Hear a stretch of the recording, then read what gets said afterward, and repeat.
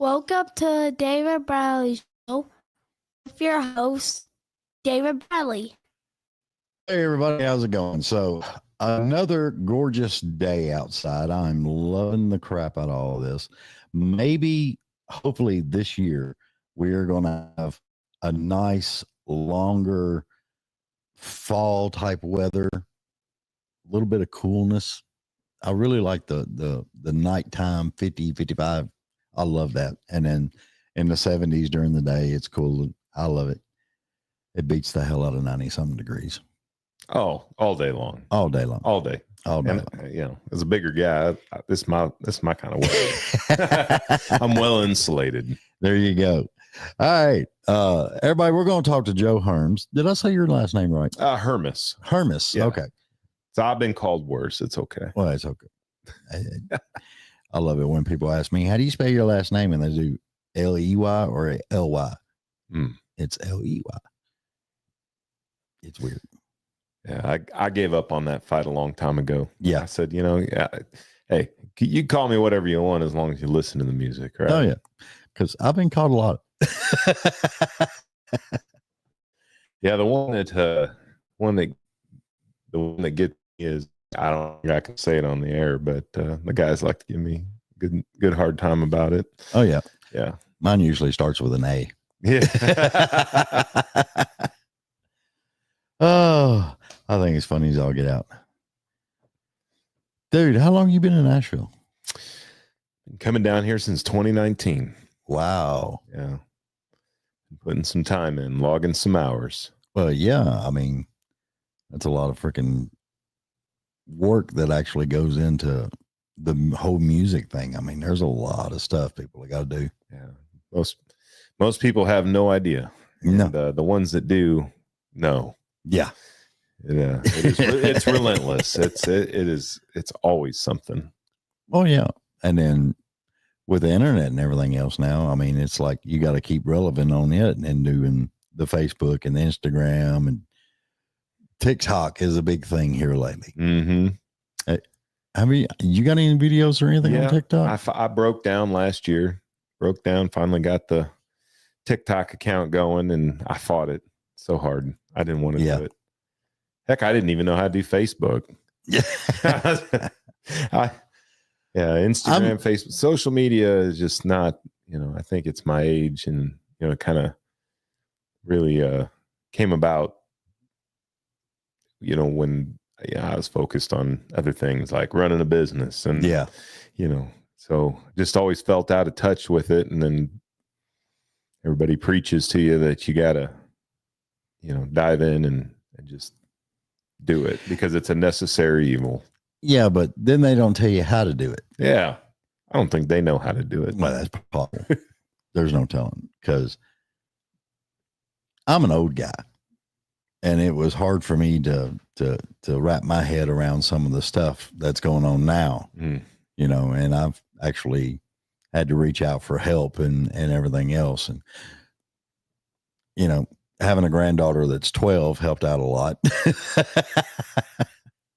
I look to my nephews quite a bit. They're I think 12, or let's see, now they're 14. Yeah, you got to ask for help. I mean the trends, they change weekly. Mm-hmm. Well, there's this whole thing with algorithms and stuff, and I'm a firm believer that's like a mythical ghost. Oh, yeah. But yeah, you're never going to find it. Everybody talks about it. Everybody thinks they know what it is, and nobody knows how to. But then you'll have that one guy or girl that'll do something totally idiotic and stupid, and it just shoots right up. Yeah. Yeah. It's just, and it's always the most random stuff. And then you'll see nothing but a bazillion videos of that same thing. Oh, yeah. People trying to, Well, I remember the first time I seen a horse with a rubber chicken in its mouth. I remember the first time I seen that.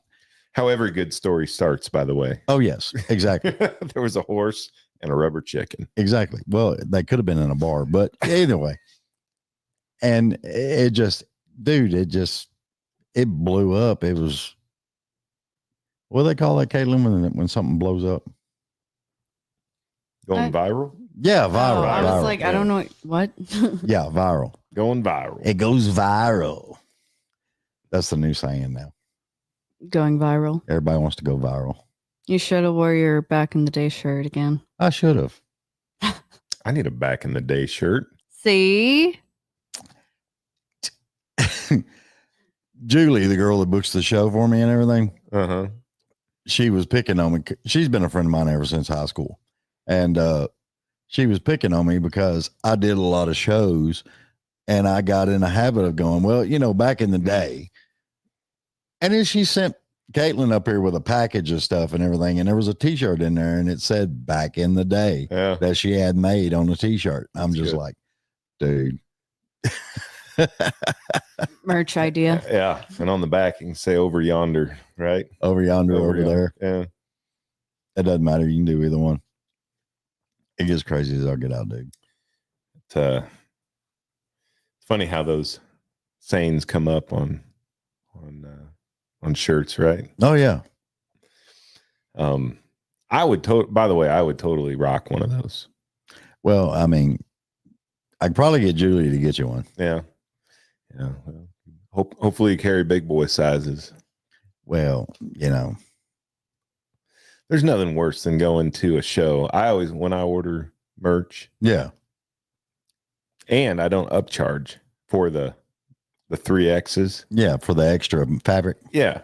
Yeah. I mean, I'll just eat the extra, $1.50 they charge you for the shirt. Yeah, if that. Yeah. I mean, yeah, I hate walking in. They're like, well, either they're always out because they only order like 2 of them, or or it's it's $5 more. Yeah. Or I hate it when you're closer to the end of the show and you're just like, oh, dude, I forgot to get a shirt, and you go to get a shirt and they don't have extra large or mediums or large. The most common size. Yeah, the most common sizes, they're gone. They got plenty of smalls, and I'm like, sorry, dude, I'm not a small. There's no way. Put one leg through, I guess. I don't know. Yeah, I think I was talking to my buddy the other day. He works for Levi, and I think he might be. I'll probably end up saying the wrong company, so I'll just keep my mouth shut. Anyway, he works for one of the denim companies, right? And I said, I need to get with this whole country rock thing. I said, get the distressed vests. And sell those at the merch stand, just something cool that you don't see. Oh yeah. You don't see them every day, and or even get into doing the patches and stuff for all the different cities, so people can kind of collect them and get them sewn onto their vests. And I mean, just something different. I mean, vinyl's back, so just the vintage stuff I think is really hot right now. Here we go with a reference, but anyway. So back in the day, I was helping out a rock band. It was actually the first band I actually started helping and doing stuff. And that's when I first started getting into lights and everything. And every member, they all decided, let's get blue jean jackets and we'll cut the arms off. And instead of doing a patch, there used to be an airbrush guy in Rivergate Mall. Okay. Like they do down in Florida and stuff. But he was actually inside the mall. So they took all the jackets and everything, went down there, had their band name and created a logo with the guy. And he airbrushed them on the back of the jackets and put each person's name on the front. And it was actually kind of cool for that time. That is cool. Maybe I should get a merch person that can airbrush their name on it right there on the spot. Hey, that would be cool. That would be cool. I like that. See? David Bradley show full of ideas. I know, right? I can't keep none for myself, but I can give 1,000 of them out. Well, they got to start somewhere, right? Got to put it out there into the universe. Well, as a songwriter, I've talked to a lot of songwriters, and it's those little things where they could be at a grocery store or anywhere they're at, and they'll hear somebody in a conversation say something, and they'll just like ping. Yep. And they'll have to write it down, and now have to do something with it. Yeah. My producer Dale and I always, just in conversation, it'll just be like you know how people say, squirrel. Yeah. Right. And it's a great title. Oh yeah. Just great title. Just something could be said. And then normally that's followed by write that down. Mm-hmm. Yeah, so I got a whole notebook in my phone, and just, it's like you can sit there and scroll and scroll and scroll. It comes in handy in the writing sessions though. Yeah. But it's like I've told several, because I've seen some of those phones, and they'll show me, and you're scrolling for a good 5 minutes, and you still ain't hit the bottom. No. And I'm just like, how in the hell do y'all? Well, sometimes I'll take this part, and I'll find something else that'll go with that, and then I'll put those two together, and then I can start creating from there. And I'm just like, dude. Yeah. That's how I do it a lot. I mean, we'll be sitting and writing. I used to write all by myself, and I'll still write by myself, but I enjoy writing with other writers now. And it's a skill I think you learn. It's just repetition, and I by no means am great at it, but I'm learning from some really good guys. And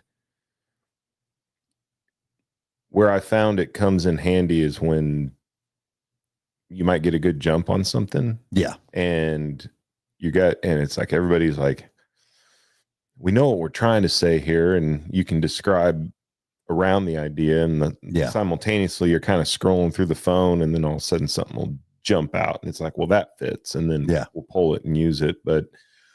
Or like if Dale's got a track going that is inspiring, something, sometimes we'll just listen to the track, and I'll just kind of scroll through notes and wait for something to kind of call my name, and I'll throw it out there. And sometimes it lands, and sometimes everybody just keeps scrolling. Yeah.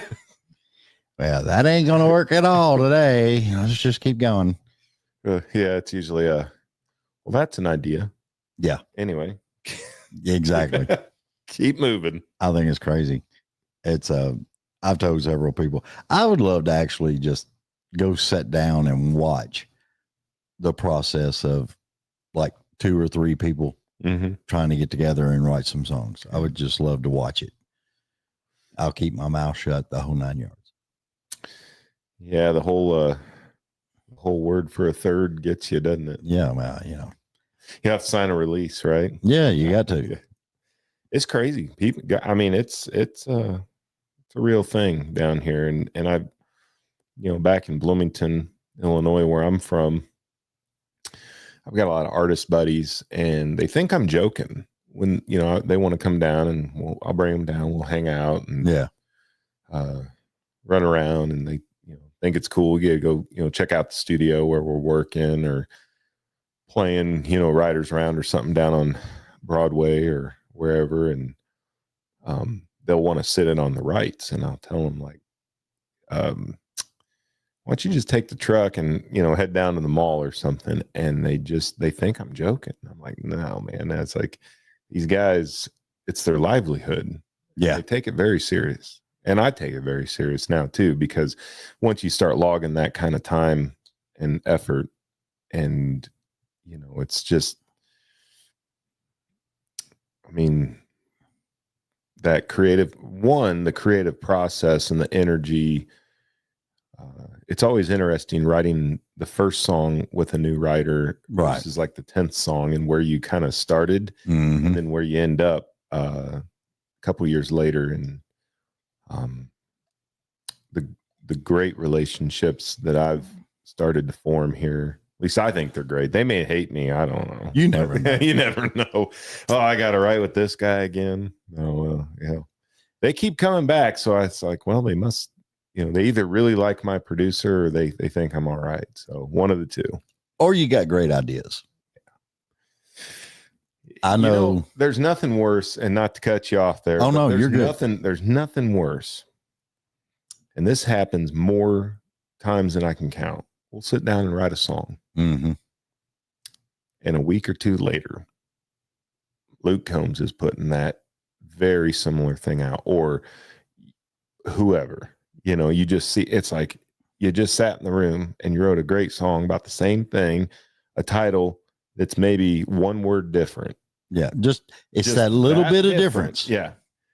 And you're like, well, now what am I supposed to do? We're all hot to trot on this song, and it's like, and then somebody, that's been happening to me my whole life, especially back in the rock days. I was writing song lyrics and titles back in junior high with my buddies, and just, I remember a lot of rock bands coming out with song titles and stuff that I had in my notebook.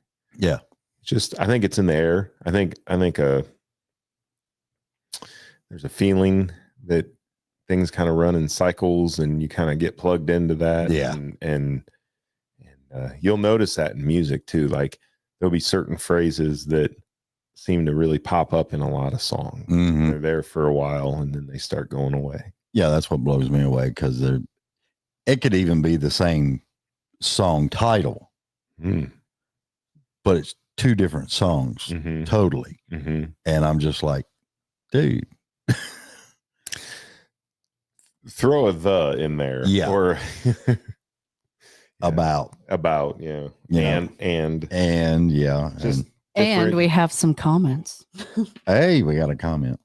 I just really want to say this guy's username, the real toasted rainbow sandwich, said that they can get Joe a shirt. I think they're talking about the back in the day shirt. Oh, back in the day shirt.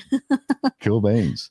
I love that. Did you say that was a toasted rainbow sandwich? That's his username, the real toasted rainbow sandwich 37. That's actually a very thought out name. You don't just wake up one day and come up with that. I feel like there's like some there's a Lucky Charms are in that sandwich. Hey, it's possible. Well, they apparently know you if they're getting you a shirt. Yeah. Hey, bring it on. Evidently they even know what size you wear. So yeah. Big boy sizes. Big boys. Yeah, that's what blew me away, because I was reading your bio and all that stuff, because we've never met. So I'm trying to find out all I can about you. Ask away. I'm an open book. Right, wrong, or indifferent. I'll tell you straight up. Well, that's what blew me away, because I was reading it and I'm just like, how in the hell do you go from football to music? And I was just like, there had to have been a musical background before the football. It was always a struggle, because I felt like I was leading two different lives. Right. Like I was doing the rock band, writing music in the off season, and then I'd go, be playing football and hang out with the jocks and do the whole sports thing.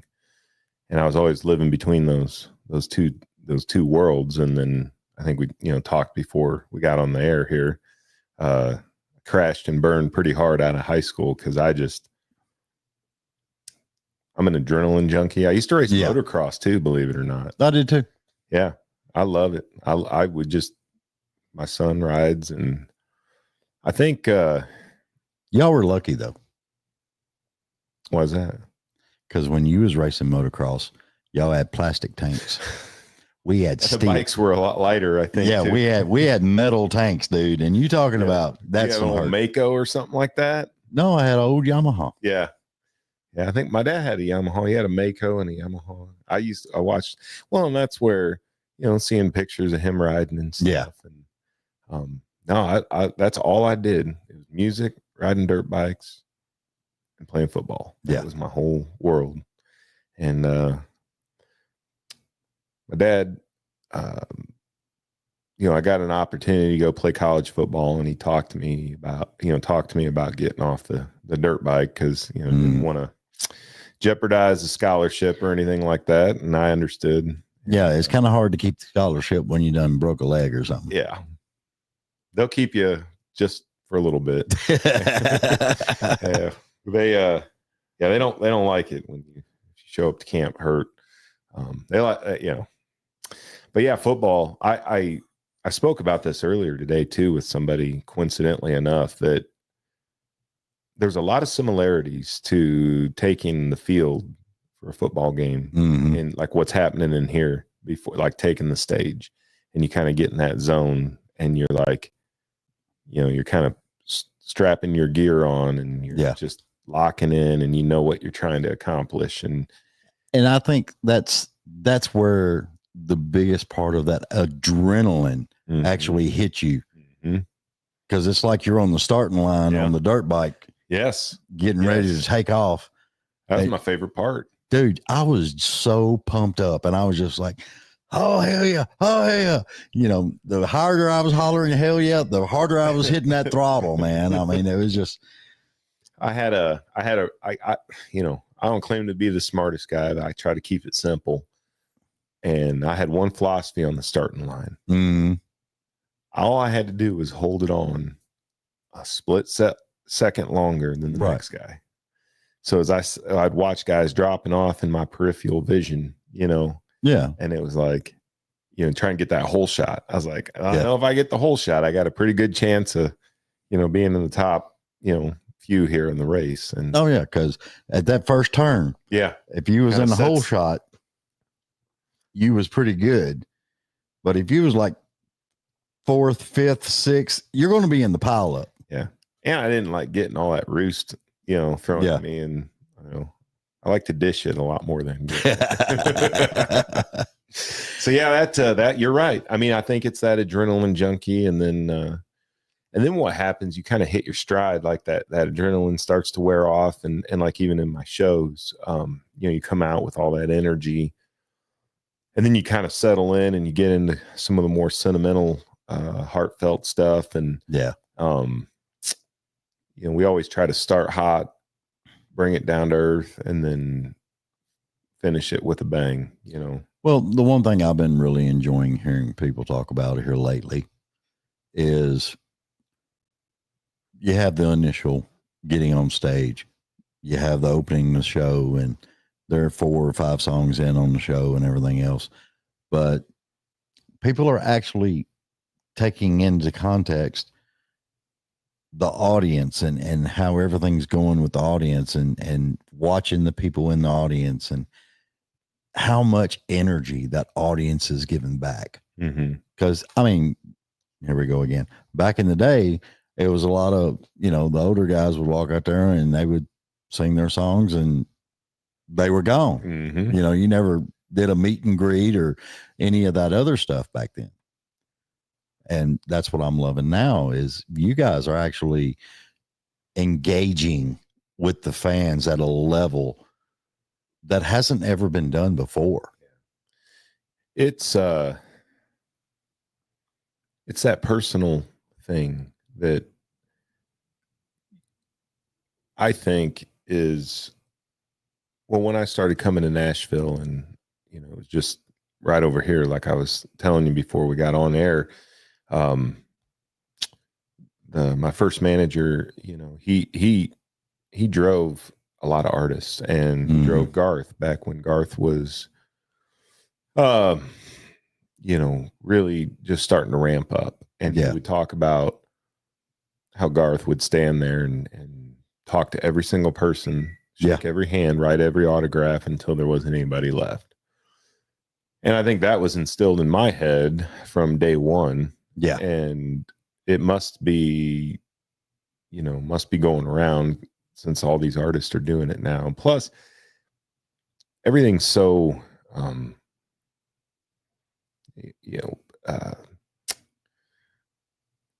the realness of the show is, everybody, you can get music everywhere. You can listen to it everywhere. So what can you do that's going to be, what can you do live that you can't replicate just throwing on Spotify or, and I think it's that, it's talking to people in the audience and telling your stories, and then you're seeing people in real time react to what you're saying, or you set the song up and the song says what it's going to say and it's hitting people. And the connection is, I mean, it's hard when things aren't landing. I think that's where it really, tests your professionalism in a way. But man, when you got them, you got them wrapped around your finger. Oh yeah. And you just feel 10 foot tall and bulletproof. That's the best. I love that. And I think the more comfortable that I've gotten on stage is, be the guy. They're there. A lot of them know your music. A lot of them don't. And the ones that do, be the guy that they imagine you to be. I mean, you're writing these songs and these stories, and they're coming from real places, and to get up and kind of just emulate in these songs like what was going on, whether it was fun, happy, or gut-wrenching, sad. Yeah. I mean, just to animate it and be that guy and take them on that roller coaster. And that's what I love. I love, and as hard as it is after a show's done to, you're exhausted. It's not easy for Big Joe here to be dancing around for 90 minutes. Our last show, and it was in our hometown, it was a 90-minute set. And, I mean, I'm exhausted. Yeah. But you grab your towel, maybe throw a different shirt on, you go down and just hang out and talk with everybody that wants to talk to you and sign whatever, and just let everybody know. I mean, it is hard to, it's hard to make fans. They're just, everybody's there's so much coming at them. There's so many artists. There's so much. So when you make a fan, I mean, they really, to me, my heart, become part of my family in a way. They become your extended family. And I've got people that have come to every show. There's not a lot of them because I'm just getting started. They'll get bigger. At least I think so. They'll get bigger. You'll be surprised one day. But it is amazing, the ones that still come back relentlessly, and they're always dragging somebody with them. And I mean, it's what's wild though is then you can start picking them out in the crowd. Dude, I remember seeing you. Hey, Yeah. And I think, because I seen Sammy Sadler over the weekend. He played a show in Nashville. He's been on my show 2 or 3 times. And we pick on each other and we talk. But as a fan, I'm sitting in the audience and I'm watching his show. The thing that radiated with me a lot was he seen me from the stage. He spoke directly to me.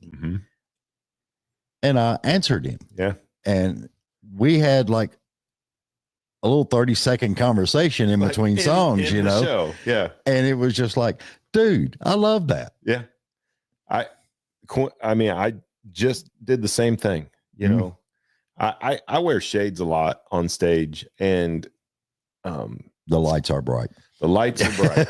And I've got a real bad habit of closing my eyes, and I don't like it. It's involuntary. I just get really into what I'm doing, and it just, you get that, going. And so the shades, I think they help. One, yes, keep the lights out of my eyes, because they love to strobe you, flood you with, all the bright lights. And, but what's neat is, when I am in, closing my eyes, it still looks like I'm looking at them. Yeah. And it keeps them engaged. And I think it helps a lot because, and then, when you see people that I do recognize, I have no problem, pointing at them. I'll smile and, and say, I have some that are always asking to hear a certain song. Yeah. And I'll be like, all right, yeah, this one goes out to my friend Jen out there. Yeah. And it's just like, I mean, that's awesome to be able to do that for them. I mean, it's just, it really is a blessing to be able to do that. Yeah. I mean, and even if it's only for, a small number of people, it's, but it's that engagement, man, that whole seeing them and talking to them and just, it really brings people in. And it's like other people out there are like, he's a cool guy. mm-hmm. We could get to know him too. Yeah. They, the night that I met the guy that brought me to Nashville, before that show, it was my first solo show. I'd been doing some open mics and things like that. Yeah. And, everything before that was in the rock band stuff, with a band. And then I didn't touch music for 10 years. Yeah. And, so I started doing the open mics and things. And then on the very first show, little bar in Bloomington there, I remember talking to my mom on the phone, and I said, I really want to at least, I think I'd be happy if I just connected with one person and they really, the song that I wrote really did something for them. Yeah. That night, I had my first real connection. It was a good friend of mine, and she's now a good friend. She had just lost her dad a month before. And I sang this song called The Other Side. And there's a lot that goes into that song, and I won't get into it right now, but it was it's about losing somebody. Yeah. And she came up during intermission and said, "Where can I get that song?" I said, "I just wrote it." Like, and I said, "But I got to go. The bartender just told me to go talk to this guy over here." And she said he's from Nashville. So I said, "If this goes well, maybe we'll get it recorded." There you go. And so the same night made my first super fan, or whatever you want to call her, just a friend. Yeah. And my first manager, just all right there. Bing, bang, boom. That's awesome. Yeah. 2 weeks later, I'm on Music Row cutting demos at Ocean Way Studios. And I'm like, what am I doing here? And it reminded me that a conversation I'd had a couple months prior to that with my mom. And I said, because I'm not the strongest guitar player. I mean, I can play 3 or 4 chords, and I can do some of the hard rock stuff, the drop D stuff. But I mean, I'm by no means. I would never call myself a guitar player. Right. But it only takes 3 chords. Well, I'll test every bit of those 3 chords. And but I remember writing these songs, and I told my mom, I was like, I just want somebody to take these songs and blow them up, like real musicians, guys that really know what they're doing. I was like, I know I got something here. Yeah. And kind of put their spit and polish on it. Yeah. And take the idea and the song, and I mean the core of it's still there. And it was just so funny. I had said it to her, and then a few months later, it's becoming a reality. Yeah. And I'll never forget that first day. I thought it was a joke. I was like, all right, at some point here, he's going to tell me, oh, well, something came up. The session's not happening. Yeah. I was waiting for it. I was like, this just isn't going to happen. And sure enough, I mean, we went down there and walked in, and Bucky Covington, who's a friend of mine now. He was in there cutting demos. They were finishing up, and when we were coming in, and got to meet Bucky and his brother and his entourage, and I'm just, my wife and I and my manager at the time were standing there, and I just told my wife, I was like, we're looking at all these A-list players like Brent Mason, and Buddy Hyatt's putting on the demo session, and you got Lonnie Wilson in there on drums, and these guys that are just damn, dude, they had a hell of a lineup for you. Yeah, they did. I didn't know who they were. I didn't know anything. I still don't know anything. I just know a little bit now. And but those guys are the kind, like, you walk in, you sit down, and even when they're just kind of like warming up a little bit, you're just like mouth open and in awe of you can't describe it. No. Until you see it and hear it, you can't describe it. I teared up. They wanted me to go up there and sing the scratch vocal. They started playing my first song, Whiskey Stonehand. And that was the first song I wrote when I picked up the acoustic guitar. It was the first song that I played at a mic, and it was the first song we recorded down there. Or down here, I should say. And I heard them, it counted a 1, 2, 3, and they just start, and they had, and I can't remember the acoustic guitar player's name. He's phenomenal.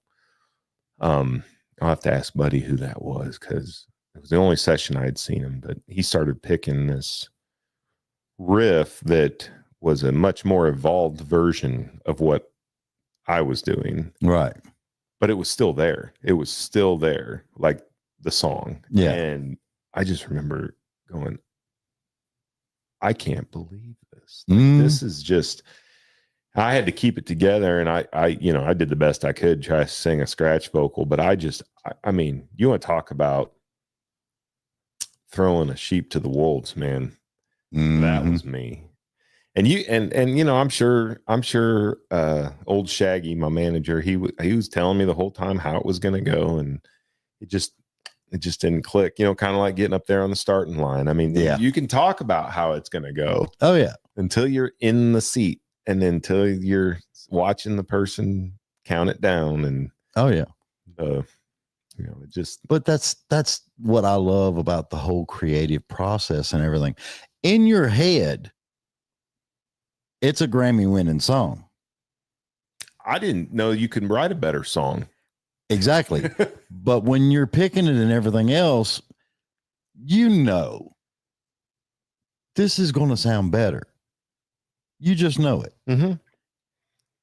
But that moment that you're in the studio and you've got these seasoned, awesome as all get out players, pinpoint accuracy.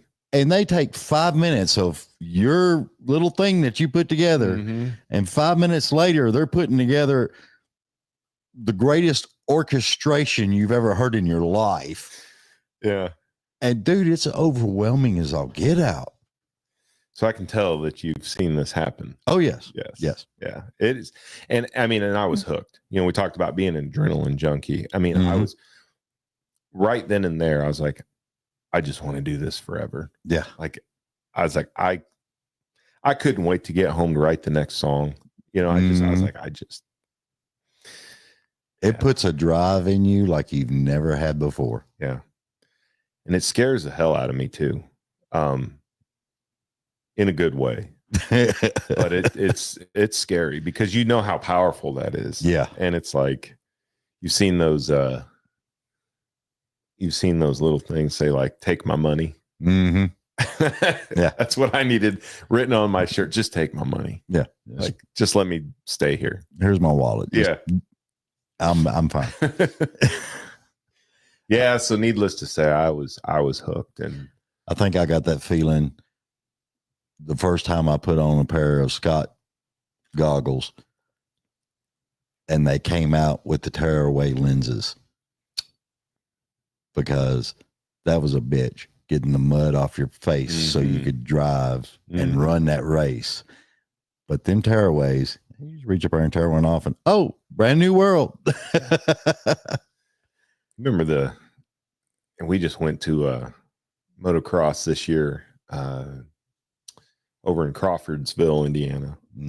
And even though they're running the 4-strokers now, you know, you still have, I mean, that smell of the, you know, that 2-cycle oil in the air. I mean, there's just nothing beat that when I was a kid. I remember, you know, my dad's dirt bike in the garage. You'd hear, you know, you just go in there and smell the air, you know, but like kind of going into the studio too.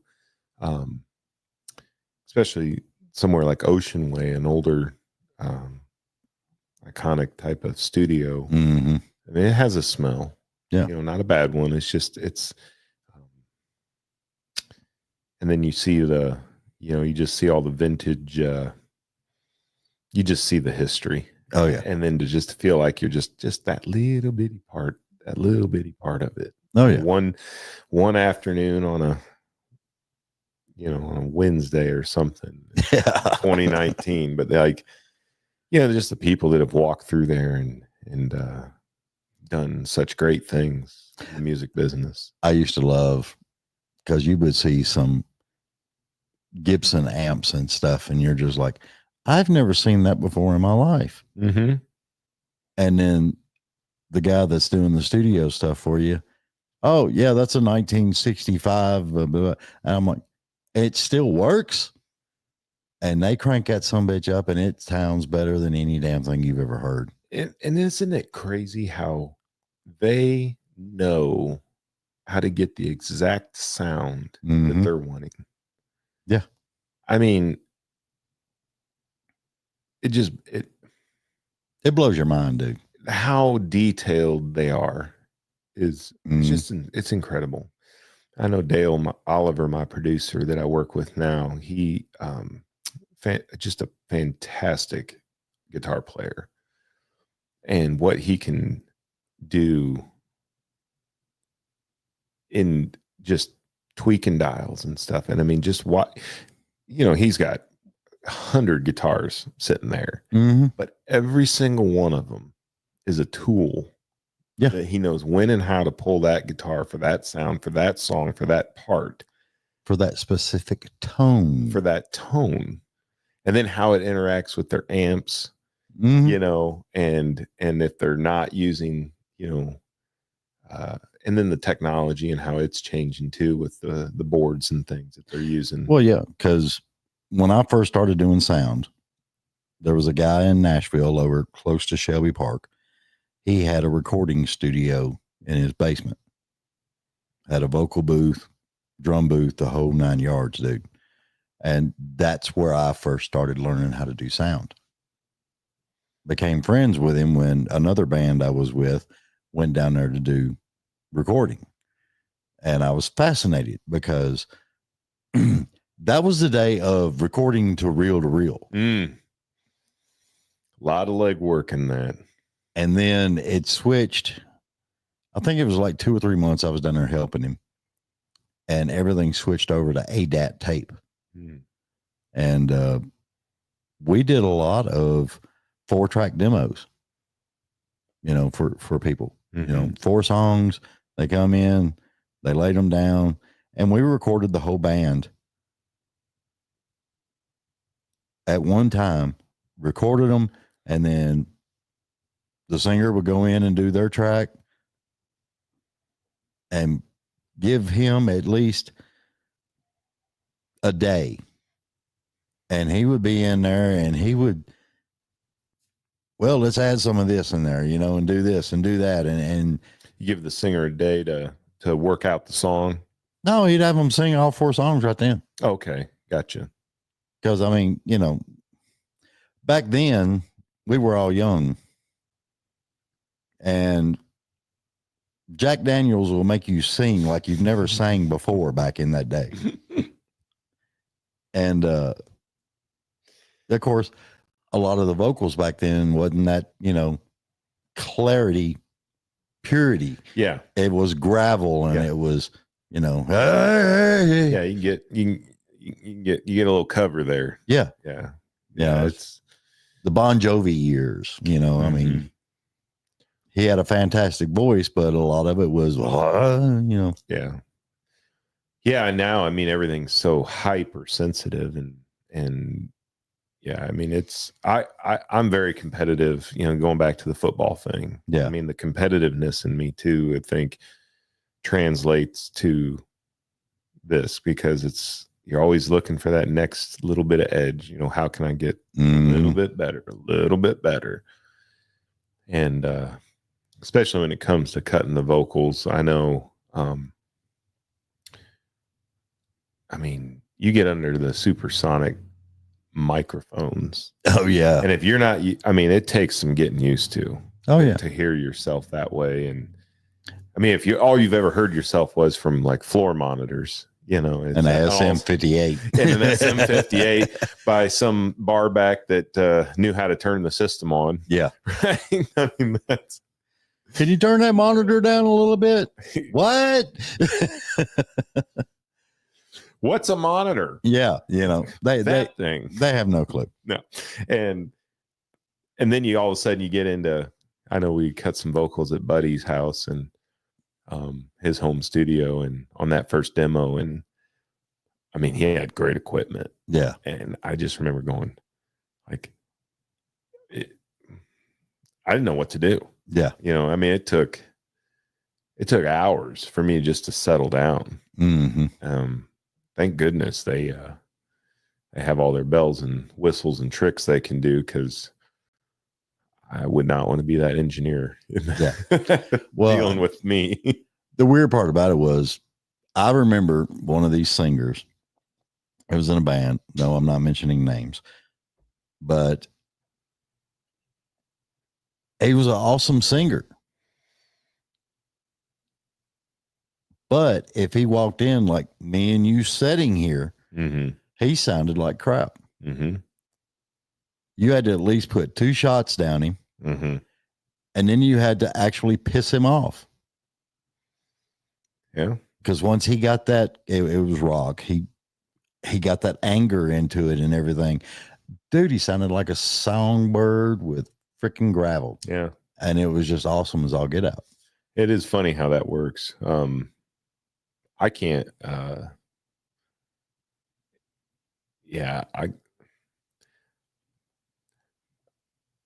can't drink, and I can't. Well, I don't really drink anymore.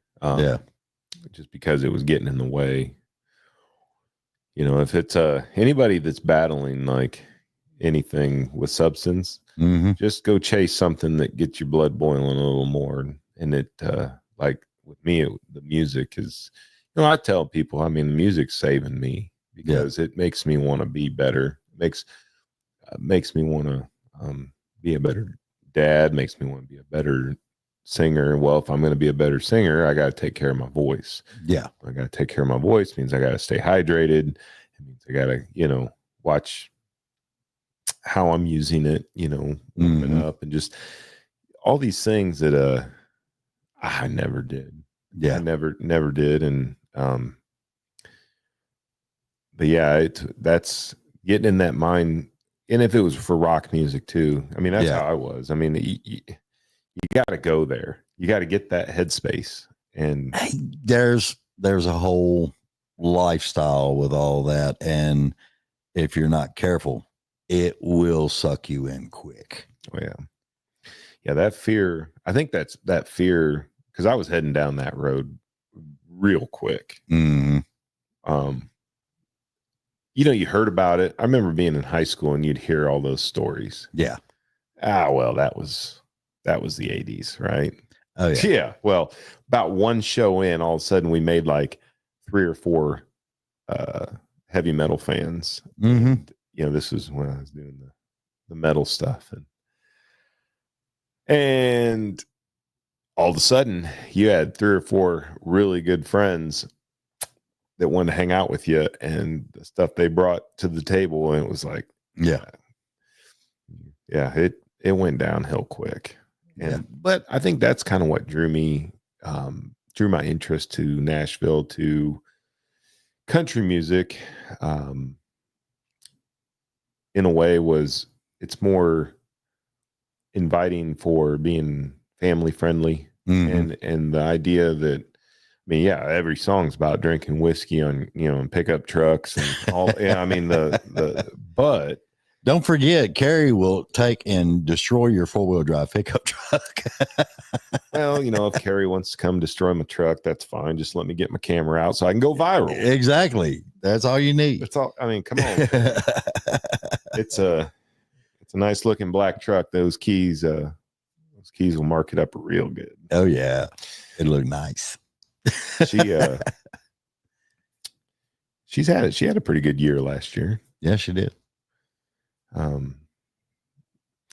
That was another, getting to work with Dale. He's got a couple of Carrie albums sitting on his wall. Yeah, and that he's got some Reba. It's just, I am so just in awe of some of the people I get to hang out with now. Yeah.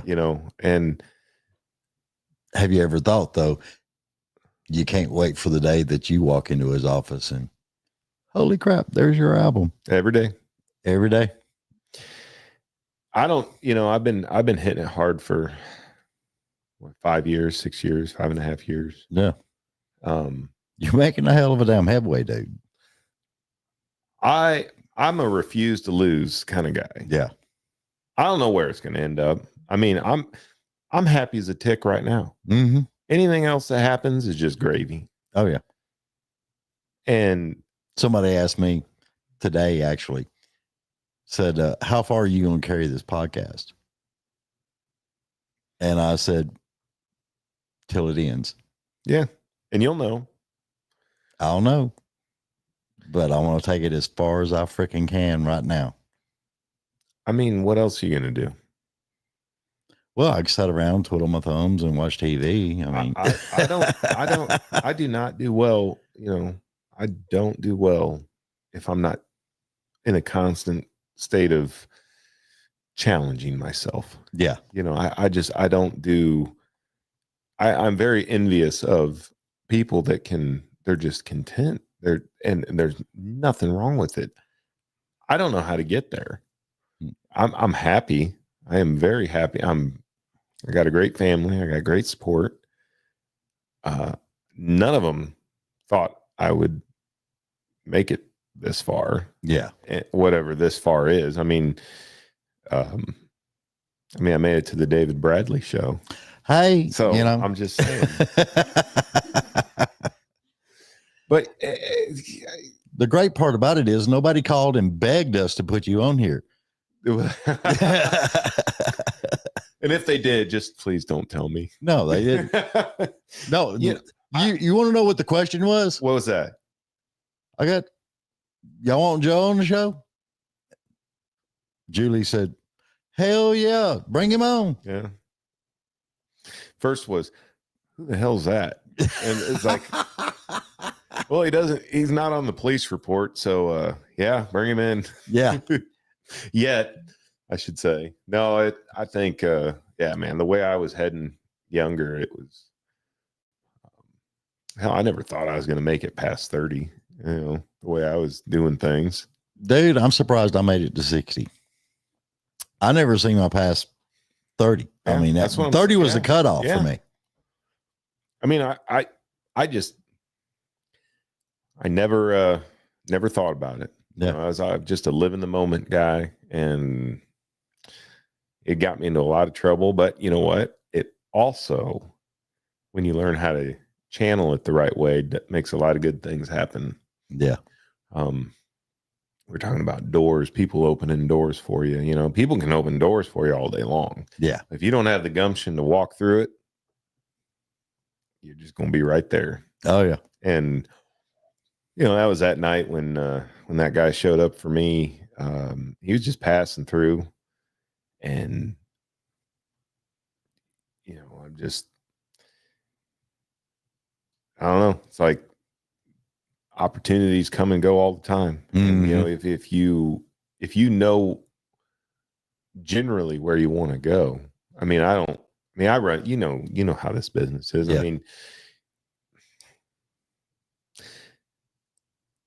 you can't, it's hard to trust anybody, but at the same time, you got to give everybody some trust until, proven otherwise. Otherwise, I mean, it's so daunting. There's so many, I mean, you know this better than anybody, probably. Mhm. I mean, it's built on, there's so many empty promises that people make. There really is. And the good ones that I've found that I still hang out with, they don't promise you anything. Mm-mm.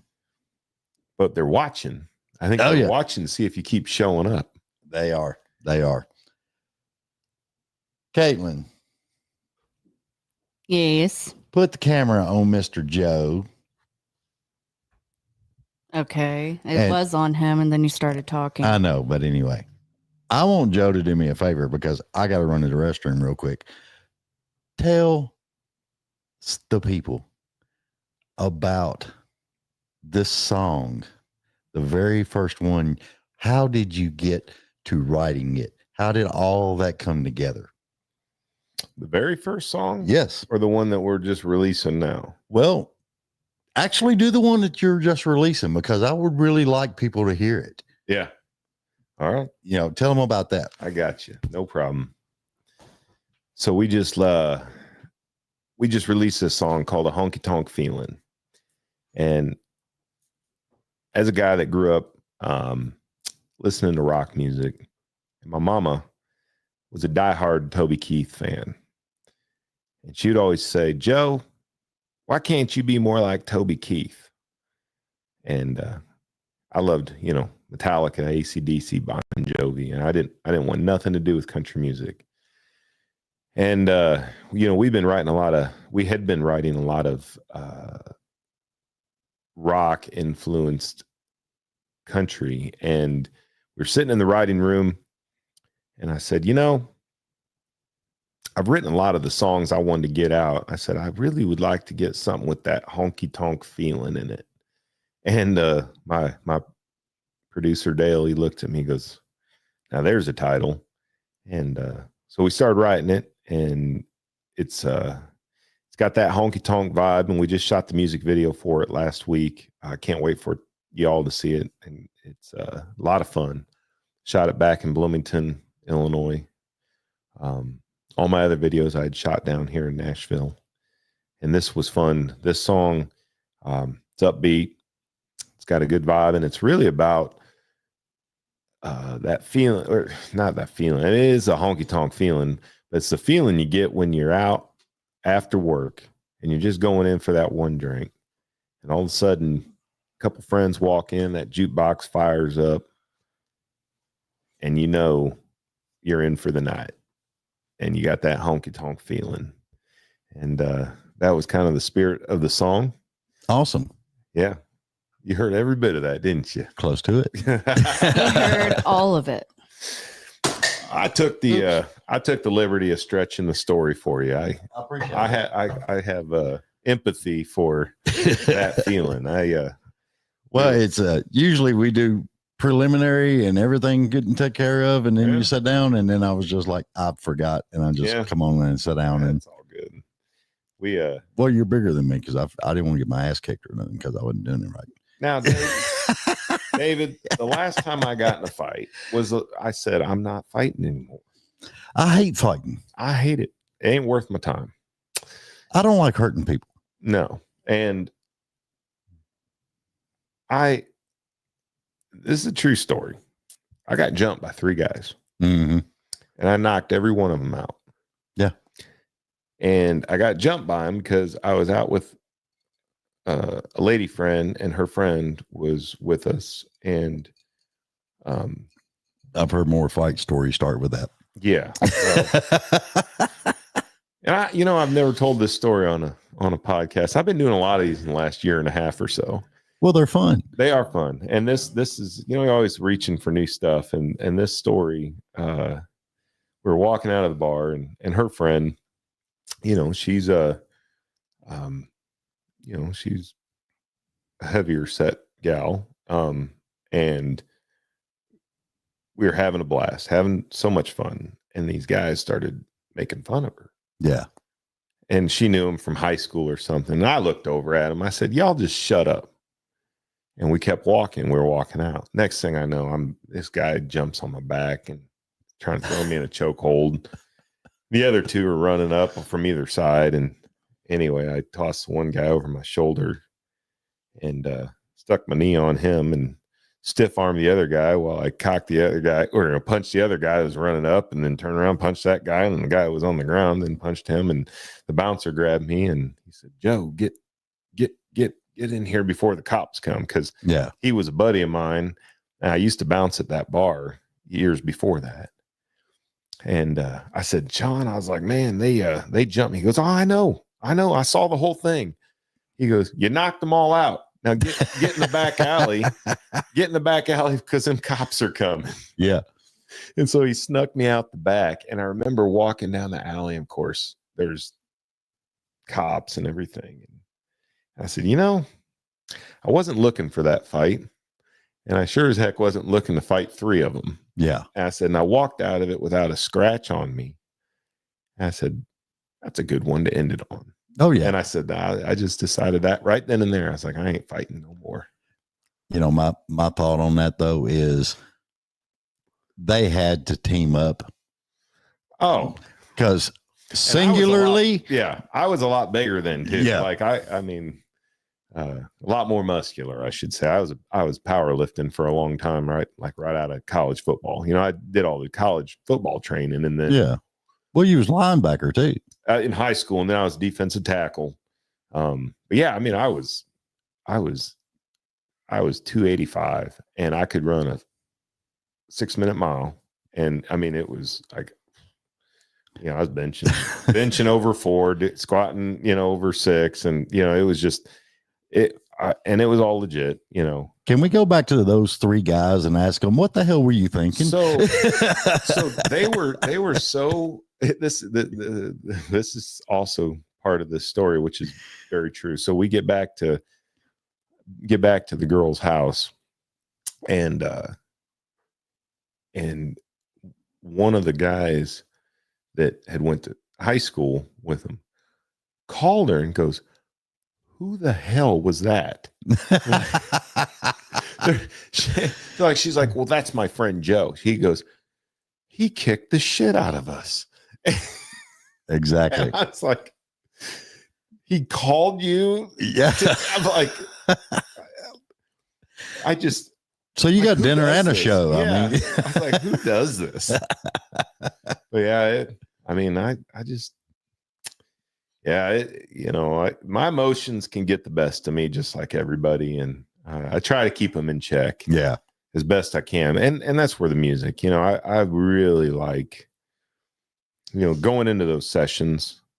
But when we sit down and write a song and something's chewing on me, and you kind of throw it out there and all of a sudden, in an hour or 2 hours later, you got this song and it just captures everything that was kind of churning in you. Mm-hmm.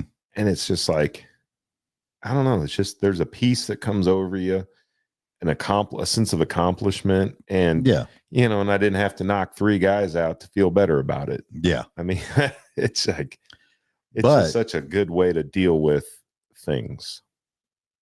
The ones that I listened to, they had that drive, like you were trying to tell people, this is the shit. This is the way it's supposed to be, and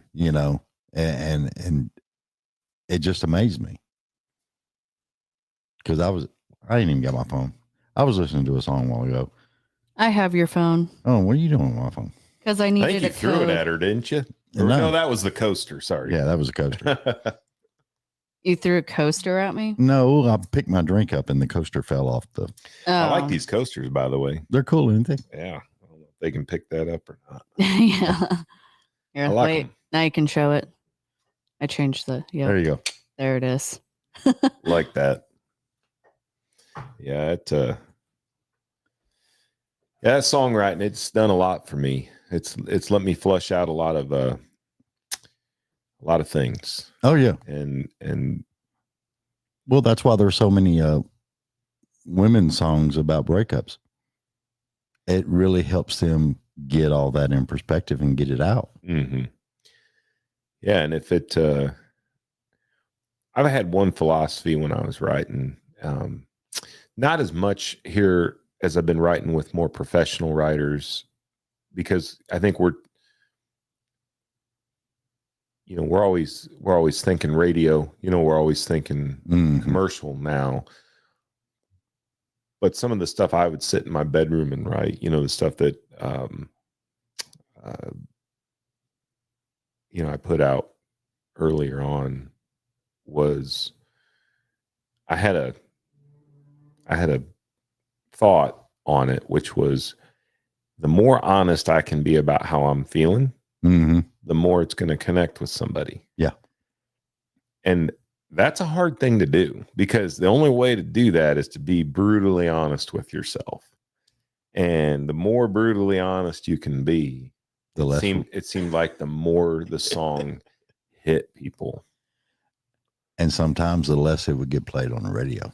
Oh yeah. Yeah. You can forget about that. It's like, henceforth, the internet. Yeah. And that's like with the catalog we're building. That's why we're chasing, a honky tonk feeling. It's fun. It's lighthearted. It's stuff that it's rowdy. It's just, you're in it for a good time. There's nothing deep about that song. Yeah. I'm a deep guy. Like I love going down those dark rabbit holes with people. I love it. But I've got a lot of those songs, and nobody gets to hear those songs if you can't get to them. Yeah. And so that's kind of been our thought process is, people will find these songs, but you got to get the song to get you out and get you, get that awareness. Yeah. So people can go find them, and then they'll find these other songs that, there's a lot of, stuff written for mamas, daddies, and people that are dealing with, demons of their own. There's a lot of demons. A lot of them. Yeah, it's boy, we could talk on that, couldn't we? Oh yeah. Well, I mean, with everybody keeps telling me, not everybody, but friends of mine keep telling me, you need to just sit down and write a book one day. And I'm like, dude, some of the stuff that's in my head, nobody needs to know. Yeah. It's unfortunate that you know it, right? Yeah. Yeah, it's scary. Because I mean, the biggest part of my living, besides doing the lights and sound stuff on the weekends and everything that I did, biggest part of the money coming in was driving a truck. And I'm surprised I don't have severe PTSD from some of the stuff I've seen. I don't even want to know. It's crazy. Like that clip last week about that guy down in Florida doing that U-turn. Yeah. Well, I mean, when you go into a truck stop and nobody in there speaking English, can't read it either. Yeah, that's a bad deal. Yeah. Yeah, I can only, I don't want to imagine, but I'm sure you've seen things. And yeah, I mean, and then like, your EMTs and things like that, like the stuff that these heroes are dealing with, and I call them heroes. I saw a gang shooting happen right in front of me. Yeah. Back in Bloomington. And I thought it was just some kids playing tag.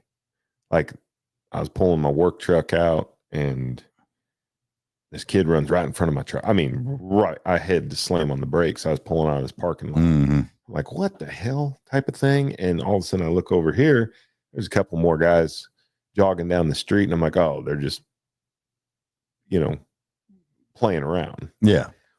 And then two guys walk on my, walk up next to my driver's window and in front of the truck, and they're holding guns. Mm-hmm. And I mean, from me to you. Yeah. And they pull him up and they start shooting at this kid that's running for his life. And there's this little old lady and she's gardening.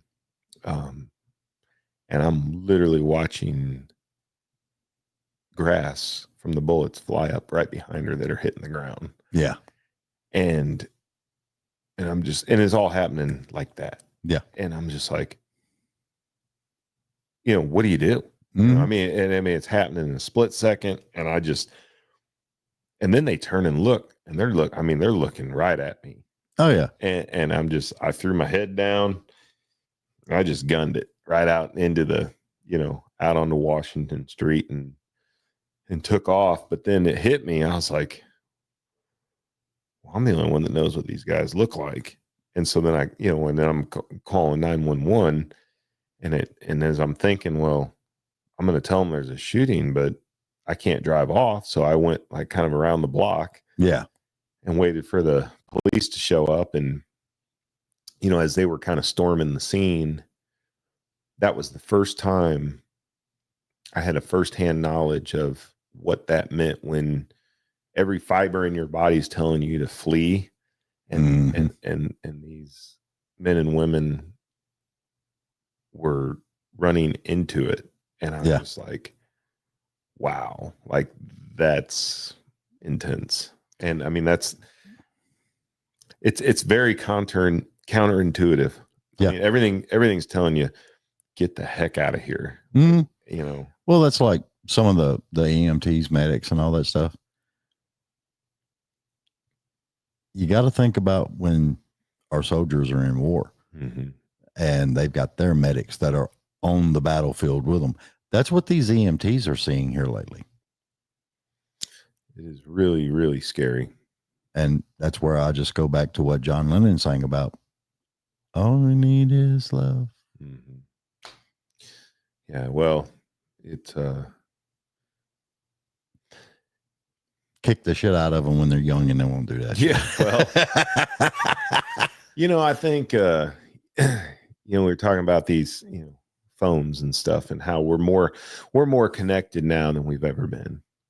But yet we're so far away from knowing how to be humans with each other than we've ever been. Like the whole, have you noticed how people don't know how to, and it's better here in Nashville. Yeah. Like I mean, it's better here. It's still not great, but like where I'm from, south of Chicago, nobody looks at you. Nobody acknowledges anybody when you're walking past them anymore. No. It's really weird. But on the side note, it is funny as hell when they're just looking at their phone and they run into something.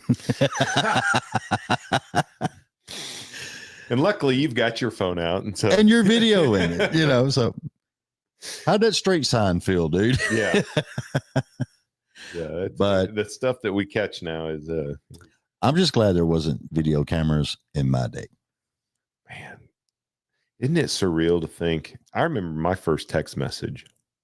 I remember, smartphones have only been really, the iPhone was what, 2008? Mm-hmm. It really wasn't that long ago. No. And my granddaughter cannot believe I did not grow up with cell phones. Cell phones were actually invented and came about in the 70s. I was in my teenage years in the 70s. The internet didn't come out until the 80s. Remember the long corded mic, or not mics, the long corded phones. I mean, and the whole thing was how long of a cord, some of your buddies would have at their houses. I mean, you could walk like three rooms over. My mom had one. The phone was in the hallway. The cord on the receiver part was 10 foot long. Yeah. So you could go to every room in the house because it was coiled. You could stretch it out. So you could be talking on the phone, go bathroom, go into your room, do whatever you're doing, go in the kitchen, get something to eat while you're talking on the phone, you know. But I have to say, the one big thing about the regular phone that I miss to this day is when somebody pissed you off and you could slam that phone down and they heard every damn bit of it in their ear. That's what I miss. I love the hell out of that. Welcome to memory lane. Yeah. Memory lane. Back in the day.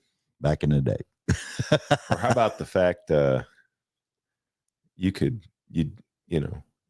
somebody could pick up the phone in the other room and just jump right in your conversation. Yeah. Hang up the phone. Could you imagine, like, being on your phone? Well, we don't even use the telephone part anymore. No. Could you imagine? All right, we'll put it in perspective. Could you imagine texting somebody and then randomly out of nowhere, somebody just jumps in the middle of your text thread? It would be funny. I mean, that's really what it was like. Though. Yeah. Or, your brother or your sister's wanting to snoop on who you're talking to. So they try to pick it up real slow so you don't hear the little. Yeah. And in the minute you said something kind of sexual innuendo, you would hear, Mom. Yeah. Okay. Yeah. Not going to happen. But how about the old dial-up internet? Mm-hmm.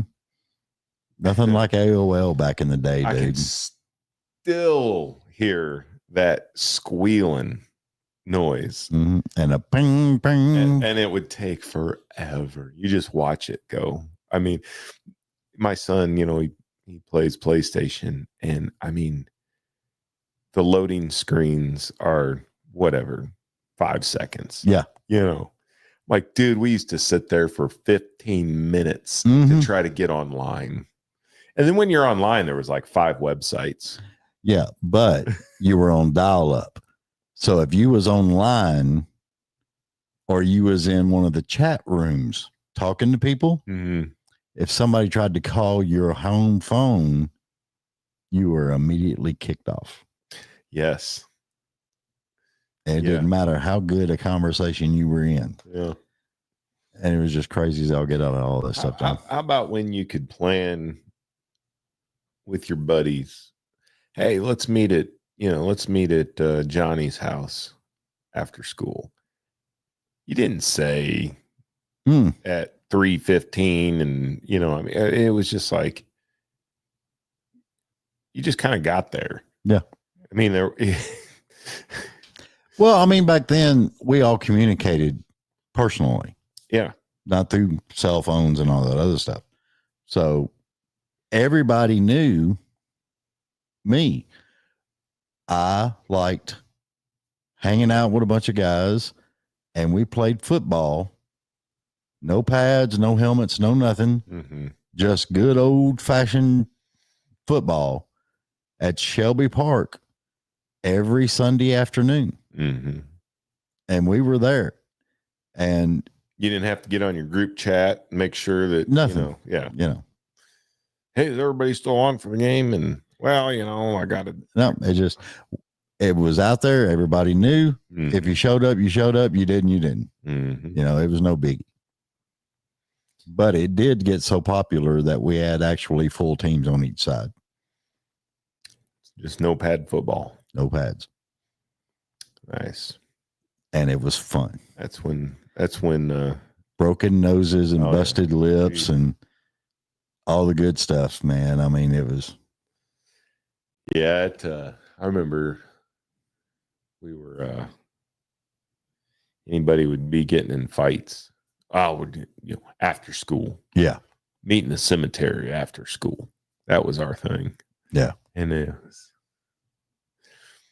Now, I mean, yeah, and that's the scary thing now. Now, I mean, like, look at just what happens. Look at what happened today. Just look what happens all the time. I mean, people sneak attacks. They just can't settle. There's as hard as it is to say, we'll just go out there and duke it out. I'll take that any day over these cowards pulling out guns and doing the stuff they're doing. I mean, yeah, go out, Or they sneak attack and they try to trash you, you know. Yeah. Yeah, it's there was a lot more gentleman's handshake on things back then. Well, back then I could literally, no lie, I could literally be hanging out, get into an argument, get into a damn fight with the guy, and it didn't matter who won. Mm-hmm. 5 minutes, we would put ourselves together, we would grab a beer, Mm-hmm. and you had a friend. Yeah, you got it over with. You got it over with. Yeah. Isn't that funny? That's just, it's so counterintuitive to how that works, but it worked. Exactly. I mean, one of my good buddies I still talk to. I beat him up 3 times. Mm-hmm. Yeah. I mean, it was like, but it's like, why are we friends? It's like, because you'd get drunk and I'd punch you, and then the next day we'd make up, and I think it just made us stronger. Yeah. Well, I mean, again, I'm not mentioning names, but I was out with a buddy of mine, and I did not know he was drinking when he picked me up. Mm. And we got out to our favorite little hangout, and I literally had to tell him that I was about to piss my pants, pull the car over, or I'm going to piss in your damn car. And when he pulled the car over and put it in park, I reached over and grabbed the keys and turned the car off. Mm. And I got out of the car. He got out of the car. He come flying around, got in my face, 3 sheets to the wind. And I had no choice. I knocked his ass out. Mm-hmm. I put him in the car, put the seatbelt on him. Drove him home. I drove back to his house. He was still out. Because, you knock somebody out and they're that inebriated. Yeah. They're out. Yeah. I made sure he was still, I made sure he was still breathing. And I put his keys to his car right at the front door. Mm-hmm. A little nook down there at the very bottom. And I left. I went home because I just lived right up the street. I walked home. His mama called my mama saying that I was the one that got him drunk. Mm. And I'm the one that saved the boy's life. Yeah. And there's no telling how many other people's lives, because he was very, very, very gone. Yeah. Yeah. It's that drinking and driving, and the kid, and I'm assuming you guys were pretty young. Yeah. Yeah. Yeah. That's legal age drinking. Yeah. Yes. Yeah. Yeah. Ish. Right. We were around there. We were there, man. Yeah. Well, it was funny. I'll tell you this, the texting though. I mean, like, that's why I don't have a bike anymore. Oh yeah. Same here. It ain't about how you can ride. Mm-hmm. It's everybody else. Yeah. I mean, you can be doing everything right. Doesn't matter. It's just one a-hole on his phone, texting and or streaming or what, it's just like, you're a truck driver, or was. I mean, I bet 2 or 3 times every trip down here, I almost get ran off the road. Yeah. Because they're just drifting out of their lanes, and it's like, well, they're looking at the screen. They're not even looking at the road. No, heck, you're pulling by them. You're trying to floor it and get around them because they're going, all over, and you look up there and they're just like looking at their phone on something, driving a freaking. How much do those trucks weigh? Like legally, you can go pounds? up to 80,000 pounds. Yeah, so you're driving 50,000 pounds, a killing machine down the road, and they're just like, oh, what's on Netflix? Mm-hmm. Man, it just that boils me. Or what set of toes is he looking at on OnlyFans or something? Or that, I mean? Yeah. I mean, it's weird stuff. It is. It's scary. Well, that's like this. You know how everybody races to this turnoff to get to the Hendersonville exit the Gallatin Hendersonville exit when you're coming up out of, everybody, you got the 2 lanes and everybody dives in at the last second.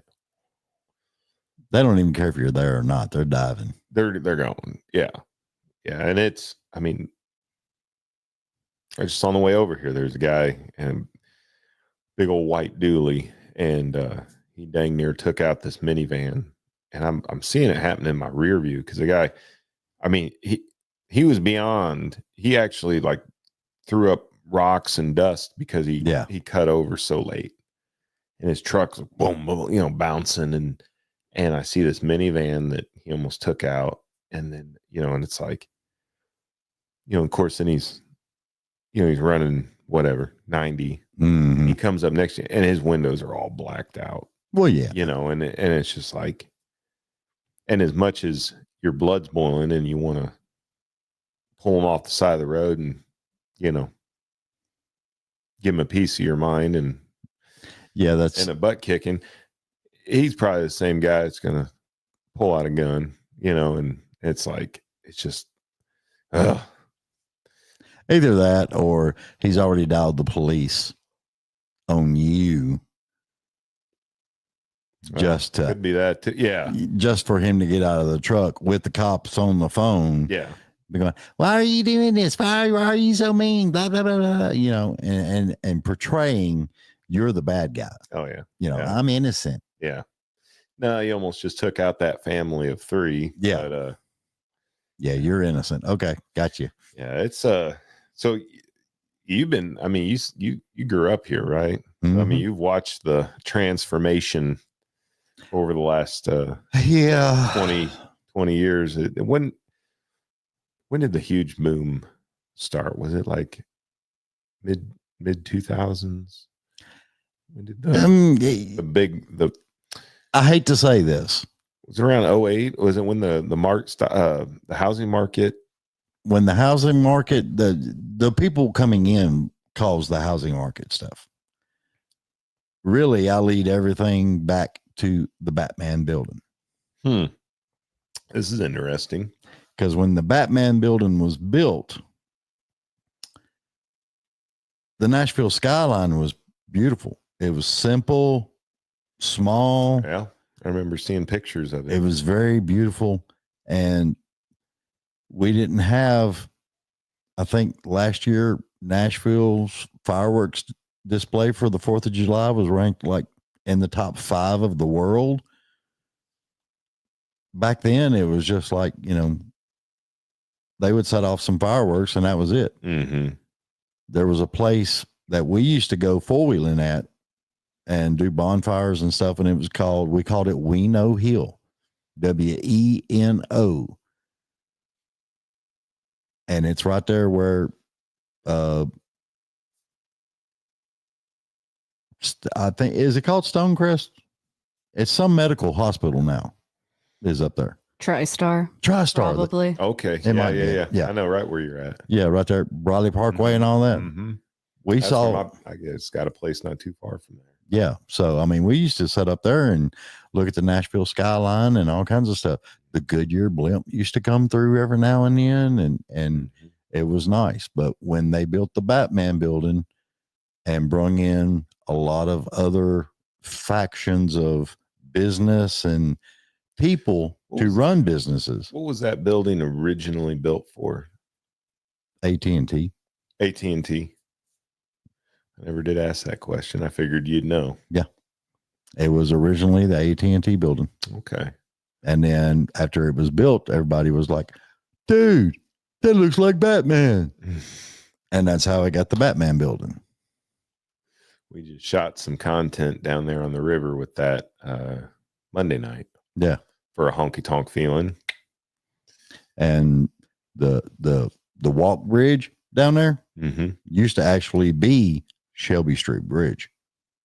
So that was actually a working automobile bridge. Yeah. It was cool as all get out. Yeah. So they got the have you been over to the place I just got? Finally bought a place last year down here and still commute, but I got so tired of being a hotel hero. Yeah. You know, I mean, you can only spend so many weeks in a hotel before. It's like, I know, you know, carrying the 2 mortgages isn't financially the easiest thing, but neither is sleeping in a different bed every night and trying to, you know, wake up and have, you know, have your stuff together to, you know, go in and write and do what you need to do. Oh yeah. But yeah, so they got the other bridge right over here by Opry Mills Mall, 2 Rivers Parkway. Yeah. They got that pedestrian bridge. That's a really neat place to walk. And it takes you into Shelby Bottoms and yeah, that is it's beautiful. Yeah, I love it. I liked it better back in the day. Well, how long's that been there? How long's that whole Shelby Bottoms? I honestly don't know. Yeah, because honestly, there's a lot of things that they have put in I didn't even know they were putting in. Yeah, well, they got all the like electric bikes and stuff now, the rentals. Yeah, and don't even get me started on that. Yeah. Big fan, I can tell. They pissed me off when they took down there at Broadway and made it where you couldn't park your motorcycle. Yeah. That ticked me off. And then did they used to have a lot of bikes lined up? Yeah, dude, we go down there and hang out. Oh, I can totally see that. I mean, it was fun as all get out. Sit back on your bike, watch a bunch of drunk people walk around. You know, I'm surprised they haven't had like some bars really, you know, fight for some of that. I mean, you can't even get spots for musicians to pull off and unload. I mean, didn't they just start? They started having unload zones. Yeah. But I mean, that like just recently, right? Yeah. Because I mean, I know even just playing, we played a few riders rounds during CMA Fest and just hauling an acoustic guitar around. I'm like, I couldn't imagine some of these Broadway guys. Well, I mean, having to haul this stuff in. You got to take into account too. I was on the production side. Caitlin was on the production side. And it was hard as hell because you would have a show that you were running sound for. And if they ran over, you got another one. It could be just 10 bars down, but that could be 2 blocks, could be 3 blocks. And you got to walk through all those people to get to the next gig. Same as you guys down there with carrying instruments and stuff. Yeah. Yeah. It's a pain in the butt. It is. And what about the diagonal sidewalks? When did that come about? I have no freaking clue. You know what I'm talking about, though? Yeah, that's one of those things that they snuck in on everybody. Well, we're like, and I go down there, you know, I don't go to Broadway a whole lot. Usually when friends or family are coming into town, you know, we'll go down there for a little bit, but I try to avoid it. And I don't blame you. Yeah. You know, there's nothing wrong with it. It's just, I mean, I'm a country boy. I like my space. You know, I can do the close knit quarters thing for a little bit, but take me to East Tennessee to Windrock. Give me a side-by-side or a four-wheeler, and I will not carry my cell phone, and I will be out there in those woods all freaking day riding. And I'll be the dirtiest, muddiest mess coming back. You wouldn't even want to, who the hell is that? You know, let me clean some mud off, you'll see. But that's, dude, I think everybody needs that every now and then. You need to just unplug, yeah, and go have fun. Get out and just be part of the world. Go put your, get out in the woods, or you know, get out by a lake. Just to get off your phone. Yeah, I mean, we weren't built to just stare at our phones for 20 hours a day. Yeah, that's true, brother. Yes, we're going to have to get off here. Yeah, because I'm telling you. I got a feeling me and you could talk for 3 or 4 hours. I know I'm getting a bunch of messages and Is it hey, it's time for David to go to dinner or what? it just means we need a part 2. Yeah, we're going to have to do this again. Yeah, anytime. Well, I mean, we get the studio in Nashville and you have to come up and yeah, I'd love to. We're actually going to be set up everything with, you want to bring a guitar player or two in with you and do some songs. You can do that too. Yeah. Yeah. I totally would have, I would have done one today. I just, honestly, we'd never met. And I thought I was just coming and do just a, quick little, I didn't know you're going to have the whole setup like this. I mean, yeah, well, I didn't even wear my nice clothes. It blows people away because some people are not used to the level that I have. Yeah. Well, it's pleasant surprise, because I mean, as I'm sure you're aware, I mean, when you start working with a PR person, they send you all, just all kinds of setups. Be here at this time, and that's all you get. Here's your spreadsheet. Yeah, that's all you get. That's it. And see David or Julie or Caitlin, and you're there. So I'm just glad I made it. They had it as Eastern time. I said, wait a minute. If it's in Hendersonville, it's Central time. Central time. We tell everybody Central time. Yeah. Yeah. I think it was one of those, things where it was just it was a default in the Excel spreadsheet. Yeah. And when they added another one and it shifted everything up and then it defaulted it. And I was like, hang on a minute. Cause I was heading over here. I'm like, it says Eastern time. I was like, it's 3:00 Central time. Yeah. Anyway, but no, thank you very much for having me. Hey, it's been fun, man. Yeah. Tell everybody where they can find you, brother. So, Joe Hermes Music is my handle for all the socials. It's Hermes, like Hermes, Greek mythology, clothing brand. If you're into high-end fashion, Joe Hermes Music is my handle on all the socials, and find me on Spotify, find me on social media. Looking to make new friends every day. So hope you guys dig the music, dig the new single. Just came out last week. We got a really cool music video we shot for it. Just a good old honky tonk bar, good time. I'm really channeling my inner Toby Keith for this. Hey, there you go. And you can't go wrong channeling some Toby Keith, man. I learned about his story. My mom is a diehard Toby Keith fan, and I tried so hard not to go that route. And then all of a sudden it's like, here I am. And how do you like me now?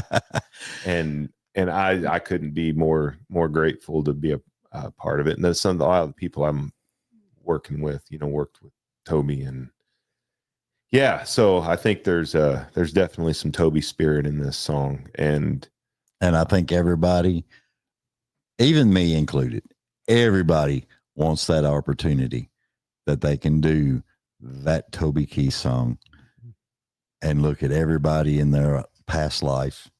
How do you like me now? Mm-hmm. Yeah. And that's makes you smile just thinking about it. Yeah. I bought we did a video shoot, and I just bought a hat, $15 hat out of a truck stop today. I go, that looks like a Toby hat. Yeah. There you go. All right, brother. All right. I appreciate you being on, man. Thank you. It's been fun. Thanks, everybody. All right, everybody, y'all go check out Joe Hermes. Am I saying it right? Did I say it right? That's close enough. It's Hermes. Like a thermos. Hermes. No, it's Hermes, Hermes. However you want to say it, just listen to the music. Exactly. And I'm telling y'all, check this guy out. Go listen to it. Go to his YouTube channel and check out some stuff on his YouTube channel, because he's got some hellacious songs on there. The videos, it amazes me how much his videos are actually coinciding with the song. It's pretty daggum cool, man. Put a lot of thought into them. Oh, yeah, you got to. All right, we're going to get out of here before Caitlin throws something at me. Love you. Mean it. Bye.